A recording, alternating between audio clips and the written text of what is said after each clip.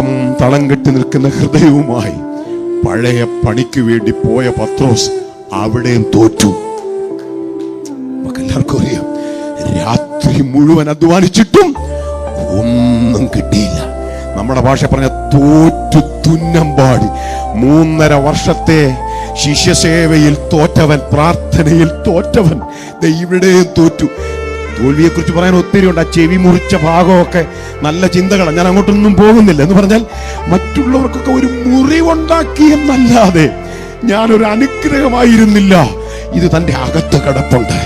പക്ഷേ എനിക്ക് എൻ്റെ ചങ്ക് തകർക്കുന്ന ചിന്ത എന്ന് പറയുന്നത്, ഇങ്ങനെ ചിന്തിച്ച് ഞാനിനി അവന്റെ മുഖത്ത് നോക്കില്ല, അവനോടൊപ്പം ഇനി എനിക്കൊരു കൂട്ടായ്മയില്ല എന്ന് ചിന്തിച്ചു പോയവനെ തേടി തിരക്കി ആ ഗലീല കടലിന്റെ മണൽപ്പരപ്പിൽ വെളുപ്പാങ്കാലത്ത് ഒരാൾ നിൽപ്പുണ്ട്.